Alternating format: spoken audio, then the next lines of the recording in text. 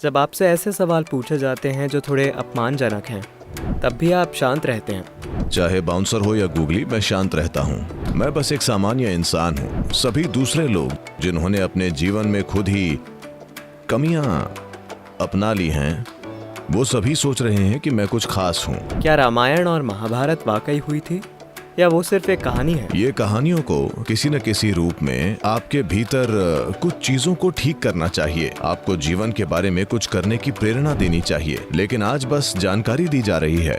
1452 में ये युद्ध हुआ, 1566 में वो युद्ध हुआ। आप उसका क्या करेंगे?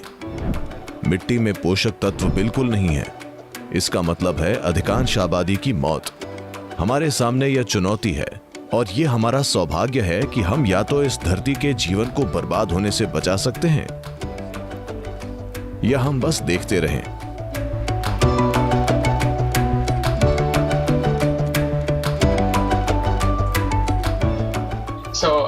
नमस्कारम सद्गुरु। नमस्कारम सद्गुरु। नमस्कारम। आप दोनों को नमस्कार। ठीक है, तो मैं आपसे सबसे पहले ये पूछना चाहता हूँ कि जब आपसे ऐसे सवाल पूछे जाते हैं जो थोड़े अपमानजनक हैं या जो परेशान करने के लिए होते हैं ताकि आप कोई रिएक्शन दें, तब भी आप शांत रहते हैं। आपका ये गुण ऐसा है जो मैं वाकई चाहता हूँ कि हमारे अंदर भी हो, क्योंकि हम असल में सोशल मीडिया पर नए हैं। लगता है ठीक है? नहीं, मैं सिर्फ इसीलिए शांत नहीं रहता क्योंकि एक बाउंसर सवाल पूछा गया है। मैं बस शांत हूं। चाहे वो बाउंसर हो या गूगली, मैं शांत हूं। उस सवाल की वजह से नहीं या उस विशेष सवाल से बचने के लिए नहीं। मैं ऐसा ही हूं। ठीक है, मैं ऐसा क्यों हूं? देखिए, मूल रूप से जिसे आप रिएक्शन कहते हैं वो ये है कि आपकी क्षमताएं आपकी मर्जी से काम नहीं कर रही हैं। आपके विचार, आपकी भावना और आप जो बोलते हैं वो उस तरह से नहीं हो रहे जैसे आप चाहते हैं। तो इसे अपंग होना कहते हैं। हेलो, अगर आप अपने हाथों का इस्तेमाल या अपने सर का इस्तेमाल अपनी मर्जी से नहीं कर सकते हैं तो ये बहुत बड़ी रुकावट है ना? तो मैं सिर्फ एक सामान्य इंसान हूं जो अपने विचार, अपनी भावना, अपनी ऊर्जा, अपने हाथ, अपने पैरों का अपनी मर्जी से उपयोग करना जानता है। वो सभी दूसरे लोग जिन्होंने अपने जीवन में खुद ही कमियां अपना ली हैं, वो सभी सोच रहे हैं कि मैं कुछ खास हूं। नहीं, मनुष्य को ऐसा ही होना चाहिए क्योंकि आप इस धरती के इकलौते ऐसे प्राणी हैं जिसे एक बीइंग कहा जाता है।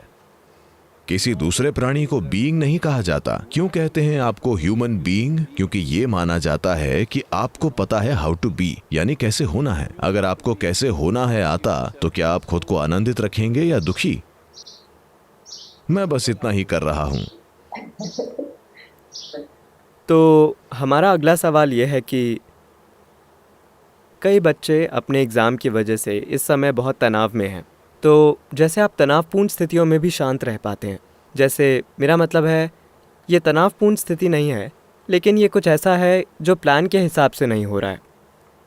तो जब भी, जैसे माइक टायसन ने कहा है कि सब कुछ प्लान से चलता है जब तक आपके चेहरे पर पहला मुक्का नहीं पड़ता। तो जब चीज़ें प्लान के अनुसार नहीं हो रही हों, तब हमें क्या करना चाहिए, ख़ासकर बच्चों को? एग्जाम आपके प्लान के हिसाब से नहीं होने चाहिए। आपकी पढ़ाई आपके प्लान के हिसाब से होनी चाहिए। एग्जाम में हमेशा आपके लिए बिल्कुल नए सवाल होने चाहिए, वरना एग्जाम का क्या मतलब है? ठीक है, तो समस्या ये है कि हम सोच रहे हैं कि एग्जाम एक समस्या है। समस्या ये है कि हम कुछ ऐसा कर रहे हैं जिसमें हमारी दिलचस्पी नहीं है। बिल्कुल, ज्यादातर लोगों की इसमें दिलचस्पी नहीं है क्योंकि ये बड़े पैमाने पर शिक्षा है। सभी को स्कूलों से गुजरना पड़ता है। सभी को फिजिक्स, केमिस्ट्री, मैथ्स, बायो पढ़ना पड़ता है। ये वास्तविक नहीं है। ये दुनिया में बौद्धिक वास्तविकता नहीं है। हर कोई इसके लिए नहीं बना है।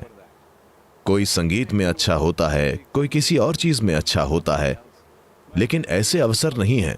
हर कोई एक ही चीज कर रहा है। तो अलग अलग तरह के लोगों को एक ही सिस्टम से गुजारा जा रहा है, इसीलिए इतनी परेशानी हो रही है। अगर हम जानते होते कि हम क्या पढ़ रहे हैं, अगर हमें विषय में रुचि होती, तो हम कोर्स नहीं पढ़ रहे होते, हम उससे भी ज्यादा पढ़ने लगते हैं ना।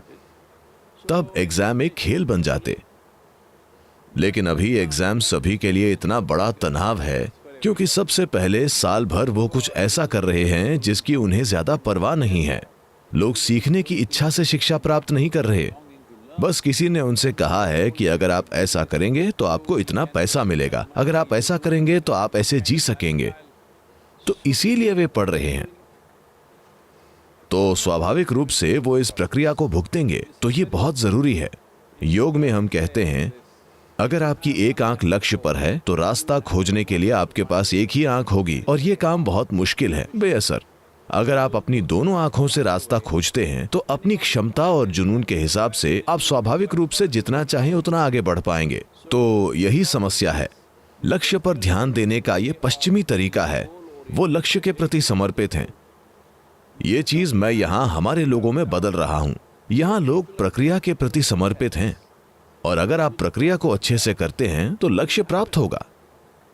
अब आप सिर्फ लक्ष्य चाहते हैं, आप आम चाहते हैं, लेकिन आप आम का पेड़ नहीं चाहते, इससे बहुत दुख होगा। ये सच है। आपने पेड़ की बात की। कई बार लोग कहते हैं कि हमारी शिक्षा प्रणाली हमें हमारी जड़ों से अलग करने की कोशिश कर रही है। खासकर जैसे रामायण और महाभारत जैसे प्राचीन भारतीय महाकाव्यों की बात आती है। अब रामायण और महाभारत में महान लीडरशिप के सबक हैं जो राजाओं को सिखाए जाते थे ताकि उन्हें बेहतर लीडर बनाया जा सके। तो बहुत बार बातचीत इस विशेष सवाल पर अटक जाती है कि क्या रामायण और महाभारत वास्तविक थे या वो सिर्फ हमारे भविष्य में हमारा मार्गदर्शन करने के लिए बनाई गई कहानियाँ थी। तो इसके बारे में आपके क्या विचार हैं? कल आपके जीवन में जो कुछ भी हुआ, अगर आप किसी को आज बताते हैं तो वो एक कहानी है ना? चाहे दिलचस्प कहानी हो या उबाऊ कहानी, बस यही सवाल है, लेकिन वो कहानी है। तो यहां तक कि मैं शब्दों के साथ खेल रहा हूं। हिज स्टोरी मतलब उन्होंने हर को छोड़ दिया। ये हिज स्टोरी है। तो उस समय लोगों के साथ क्या हुआ, वो कहानियां पीढ़ी दर पीढ़ी लोगों को कही जाती थी। पीढ़ी की जरूरत के हिसाब से उसका संदर्भ थोड़ा बदलता गया। ये देश में एक लचीलापन ये है, लेकिन जीवन को देखने के पश्चिमी तरीके में सिर्फ तथ्य महत्वपूर्ण है। मैं पूछ रहा हूं, लोग ये बहस कर रहे हैं, अगर कृष्ण का जन्म उत्तर प्रदेश में हुआ था तो वो काले कैसे थे? शायद ये सब गलत है, या शायद वो एक दक्षिण भारतीय थे। ये बेवकूफी है। मैं कह रहा हूं, कृष्ण काले थे या नहीं, उनकी नाक थी या नहीं, आपको क्या परेशानी है? हमें इस पर ध्यान देना चाहिए कि वो आपको क्या प्रेरणा देते हैं। उनका चरित्र, आप उन्हें नहीं जानते, ठीक है? जिस चरित्र को हम कृष्ण कहते हैं वो आपको क्या प्रेरणा देते हैं। लेकिन इतिहास बताने का पश्चिमी तरीका देखिए, बस इस साल में ये हुआ, उस साल में वो हुआ, इस आदमी ने उस आदमी को मार डाला। हम ये चीजें नहीं जानना चाहते। लोगों के दिलो दिमाग में क्या हुआ, उन्हें सही और गलत काम करने के लिए किस चीज ने प्रेरित किया, क्योंकि ये इंसानों की कहानी है। इस मानवीय कहानी को किसी न किसी तरह से आपके अंदर कुछ चीजों को ठीक करना चाहिए। आपको जीवन में कुछ प्रेरणा देनी चाहिए। इस देश में इतिहास के पीछे यही विचार है, लेकिन आज बस जानकारी दी जाती है। 1452 में ये युद्ध हुआ, 1566 में वो युद्ध हुआ। आप उसका क्या करेंगे? आप एक बेवकूफी भरा एग्जाम पास कर सकते हैं, बस। इसका आपके जीवन में क्या महत्व है कि इस राजा ने उस राजा को मार डाला, ऐसा हुआ, वैसा हुआ, ये हुआ, वो हुआ? इसका मतलब क्या है? जब तक हम ये नहीं जानते कि उनके दिमाग में क्या चल रहा था, उन्होंने वो काम क्यों किए, तो ये दिल को छू लेने वाली कहानियां हैं। खैर, परसों जो कुछ भी हुआ, आप ये मान सकते हैं कि आपके पिता मौजूद नहीं थे। कुछ समय बाद शुभकामनाएं, क्योंकि किसी ने आपको आपके पिता के बारे में ज्यादा नहीं बताया, तो उनके जाने के बाद आप ये मान सकते हैं कि शायद वे मौजूद ही नहीं थे, क्योंकि कोई सबूत नहीं है। कोई सबूत नहीं है। पर ये जीवन को देखने का एक बेवकूफ तरीका है। ये जीवित कहानियां हैं जो इस देश का इतिहास हैं। ठीक है, शायद बढ़ा चढ़ाकर कहा गया हो, बड़ी बातें की गई हों, कुछ बदलाव हुए हों। लोगों ने शायद इसे अपनी जरूरत के हिसाब से थोड़ा बदला हो। हाँ, उन्होंने वो सब किया है, पर उन कहानियों का मूल हिस्सा इस देश का इतिहास है, ठीक है? लेकिन दुर्भाग्य से दुनिया में जो कुछ भी 3000 साल से ज्यादा पुराना है, लोग उसे पौराणिक कथा कह रहे हैं। नहीं, ये सच है। तो सद्गुरु जी, मैंने सुना है कि अभी आप मिट्टी बचाओ अभियान चला रहे हैं, तो क्या आप हमें बता सकते हैं कि जिस मिट्टी के संकट का अभी हम सामना कर रहे हैं वो कितना गंभीर है? देखिए, हर जिम्मेदार वैज्ञानिक ये बता रहा है। संयुक्त राष्ट्र ने साफ साफ कहा है कि हम धरती पर सिर्फ 60 से 80 फसलें उगा पाएंगे, यानी 45 से 50 या 55 साल के बीच कहीं। उसके बाद हमारी जमीन में भोजन उगाने की क्षमता नहीं होगी, क्योंकि मिट्टी में पोषक तत्व नहीं होंगे। ऐसी चीज क्यों हुई? सिर्फ इसीलिए कि मिट्टी कोई बेजान चीज नहीं है जिसमें आप कुछ नाइट्रोजन, फास्फोरस फेंक कर उसे ठीक कर दें। ये एक जीवित पदार्थ है। मुट्ठी भर मिट्टी में 8 से 10 अरब जीव होते हैं। एक मुट्ठी मिट्टी में, तो मैं कह रहा हूं कि यह मानव आबादी से अधिक है। पर हमने इसे मरने दिया है। ये कैसे हुआ? क्योंकि खेती को उद्योग की तरह चलाया जा रहा है, जहां मिट्टी में कोई ऑर्गेनिक चीजें नहीं डाली जा रही हैं। जैविक पदार्थ उन सभी जीवों के लिए भोजन होता है जिससे वो पनपते हैं, और वो पौधों के साथ पोषक तत्वों का आदान प्रदान करते हैं। बदले में वो कार्बन को सोखते हैं और कार्बन शुगर बनाते हैं और सूक्ष्म जीव के साथ आदान प्रदान करते हैं। हमें समझना चाहिए कि ये सूक्ष्म जीव हमारे अस्तित्व का आधार हैं, यहाँ तक कि इसका विकास से जुड़ा हिस्सा भी। जहाँ तक विकास की बात है, हम अपने पैरों के नीचे चल रही गतिविधि का एक रिफ्लेक्शन है। वहां जो माइक्रोब्स की गतिविधि हो रही है, यहां भी वही हो रहा है। और आपके शरीर के सिर्फ 40% हिस्से में आपके वंश का जेनेटिक कंटेंट है, बाकी का हिस्सा माइक्रोब्स हैं। आपका 60% हिस्सा सूक्ष्म जीव या माइक्रोब्स हैं। आप दोनों में आप एक दूसरे को ऐसी प्रजाति का नाम दे सकते हैं जो प्रमुख हो। Good idea. Good idea. I remember that. तो यही चीज मिट्टी में एक बड़े पैमाने पर हो रही है। आज ये सभी जानते हैं कि आंत में माइक्रोबियोम या सूक्ष्म जीव के बिना आप खाना नहीं पचा सकते। यही चीज मिट्टी में भी होती है। पौधों को सूक्ष्म जीवों या माइक्रोब्स के बिना वो पोषक तत्व नहीं मिल सकते जो उन्हें चाहिए, क्योंकि वो जीव ही इस धरती पर जीवन का आधार हैं। UNFAO के हिसाब से हर साल औसतन सूक्ष्म जीवों की 27,000 प्रजातियों का विनाश हो रहा है।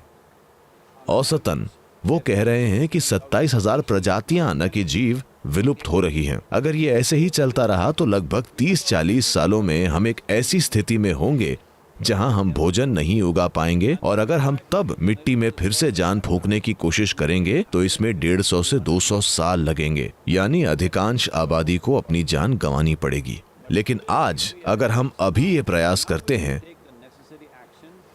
अभी अगर हम दुनिया भर में मिट्टी की क्वालिटी और पर्यावरण को सुधारने के लिए राष्ट्रीय नीतियों पे जरूरी काम करते हैं, तो 10 से 15 या अधिकतम 20 सालों के समय में हम एक महत्वपूर्ण बदलाव ला सकते हैं। तो एक पीढ़ी के रूप में हमारे सामने ये चुनौती है, और ये हमारा सौभाग्य है कि हम या तो इस धरती के जीवन को बर्बाद होने से बचा लें, या हम बस देखते रहें। मैंने सोचा कि हमें इसे यूं ही चलने नहीं देना चाहिए। तो मेरी उम्र 65 साल है, और अब मैं लंदन से कावेरी बेसिन तक 30,000 किलोमीटर की दूरी तय कर रहा हूं। आप जानते हैं 30,000 किलोमीटर की यात्रा में मजा नहीं आता, पर मैं ऐसा इसीलिए कर रहा हूं क्योंकि मैं लोगों को समझाना चाहता हूं कि यह कितना जरूरी है। लोग कह रहे हैं, ओ आप ऐसा क्यों कर रहे हैं? मैं कह रहा हूं, आप ऐसा क्यों नहीं कर रहे हैं? मैं पूछ रहा हूं। ऐसा पहली बार हुआ है कि हम यहां बैठकर दुनिया के लाखों लोगों से बात कर सकते हैं, ठीक है? जब हमारे पास ऐसी क्षमता है तो हमें इसे सक्रिय करना चाहिए। इस पर नीति बनाने के लिए हम 3 से 4 अरब लोगों तक पहुंचना चाहते हैं, ताकि वो भी मिट्टी के बारे में बात करें। अब ये जरूरी नहीं है कि हर कोई मेरा समर्थन करे या ऐसा कुछ। 21 मार्च से 100 दिन तक सभी को 100 दिन तक मिट्टी की बात करनी चाहिए। अगर आप ऐसा करते हैं तो हम सोशल मीडिया प्लेटफॉर्म पर ये नंबर इकट्ठा करेंगे और एक ऐसी स्थिति बन जाएगी जहां 3 से 4 अरब लोग मिट्टी के बारे में बात कर चुके होंगे। कोई भी सरकार इसे नजरअंदाज नहीं करेगी, क्योंकि एक लोकतांत्रिक राष्ट्र में आंकड़े सबसे बड़ी चीज हैं और हमें नंबर तैयार करने होंगे। सरकारें धरती और देश की लंबे समय की भलाई पर निवेश क्यों नहीं कर रही हैं? क्योंकि लोगों ने इस बारे में बात नहीं की है। लोगों को बोलना होगा। लोगों को ये समझना होगा कि एक लोकतांत्रिक देश में सबसे शक्तिशाली चीज जो आपके पास है वो है आपका वोट और आपकी आवाज। मुझे नहीं पता कि वोट का आप क्या करेंगे, पर कम से कम अपनी आवाज उठाएं। 100 दिन तक बोलें, 5-10 मिनट बिताएं। दिन में 5 मिनट काफी हैं। हर दिन में 5 मिनट बस उन सभी प्लेटफॉर्म्स पर जहां आप बोल सकते हैं, बस कुछ कहें।